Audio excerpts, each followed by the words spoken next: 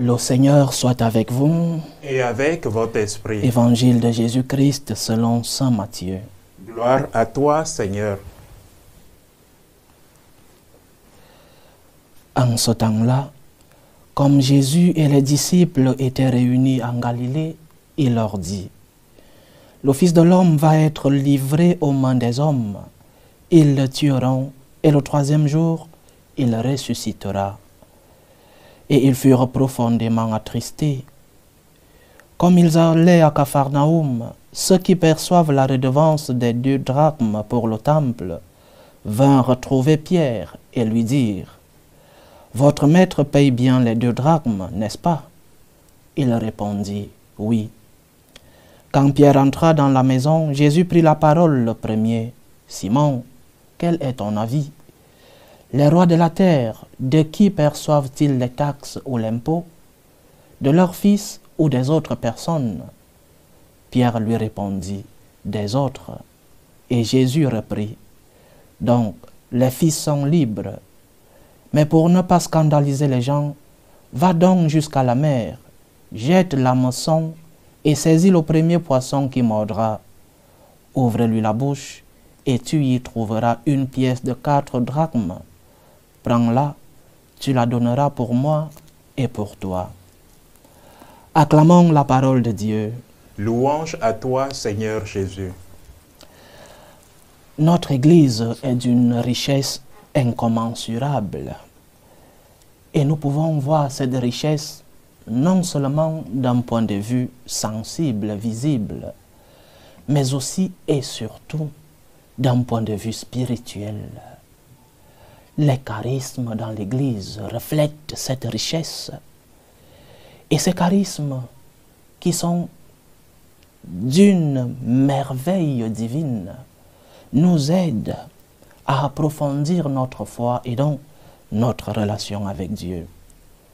Le Seigneur envoie, selon l'époque et selon la maladie de cette époque, envoie un charisme comme remède pour guérir le cœur de l'homme. Envoie un remède pour que l'homme malade de cette époque puisse recevoir la guérison du cœur. C'est cette richesse de l'Église depuis son origine jusqu'à nos jours. La naissance de différents charismes dans notre Église, les grands fondateurs, de grandes personnes qui, oués par le Saint-Esprit, nous transmettent un message actuel et un message éternel. Un message qui guérit une maladie ponctuelle, mais aussi qui continuera de guérir jusqu'à la fin des temps. C'est ce que nous appelons dans notre Église les charismes. Une spiritualité, un charisme qui vient guérir une maladie concrète, une maladie présente selon l'époque où ce charisme naît. Le charisme des franciscains naît dans une époque où l'Église vit une grande bourgeoisie. La hiérarchie de l'Église vit dans de grands palais. Et le Seigneur envoie donc un petit homme, petit non seulement par sa stature physique, Saint François d'Assise était un petit homme physiquement, mais aussi petit dans sa vie sociale. Il venait d'un petit village, Assise, d'une petite famille de vendeurs de tissus, son père d'Assise, sa mère française, tous commerçants de tissus. Il envoie donc ce petit homme pour aller guérir une maladie, la maladie de la bourgeoisie dans l'Église. Et ce remède qu'il utilise, c'est le remède de la pauvreté, de l'austérité. L'Église doit être une Église austère. L'Église qui s'approche du pauvre doit elle-même vivre cette austérité.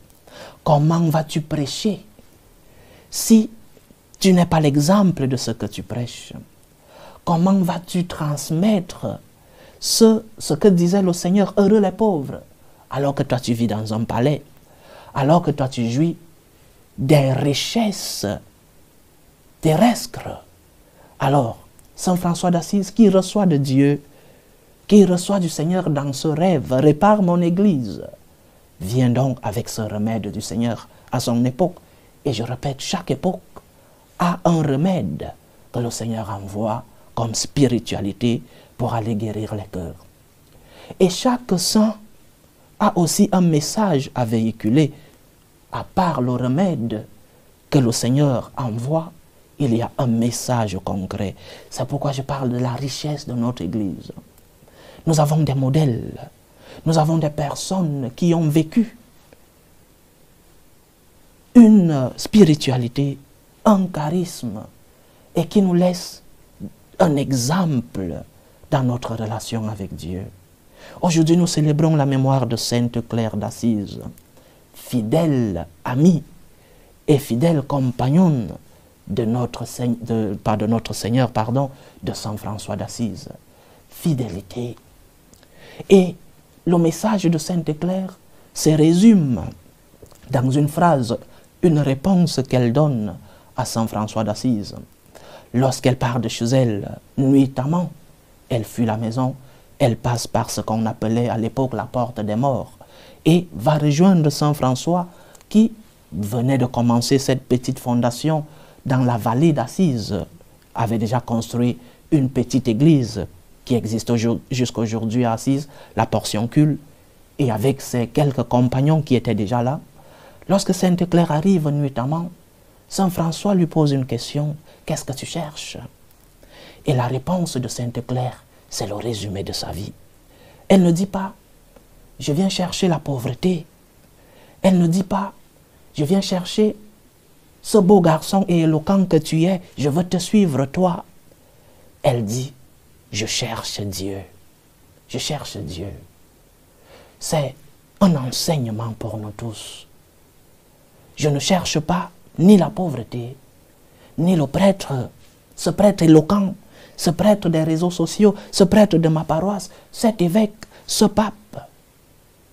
Ils peuvent être des instruments qui m'accompagnent vers le Seigneur. Mais la perspective, l'horizon, c'est le Seigneur. Je cherche Dieu. Dieu doit donc être le centre de ma vie. Dieu doit occuper la première place de ma vie en utilisant des personnes que le Seigneur a bien voulu que nous puissions avoir comme guide, comme instrument de sa présence. Mais celui que nous cherchons, celui qui doit occuper cette première place, c'est Dieu lui-même. Ne remplace pas Dieu par d'autres choses. Et ces choses peuvent être bonnes, légitimes. Saint François d'Assise appelait la pauvreté la dame pauvreté. Il disait qu'il a épousé la dame pauvreté.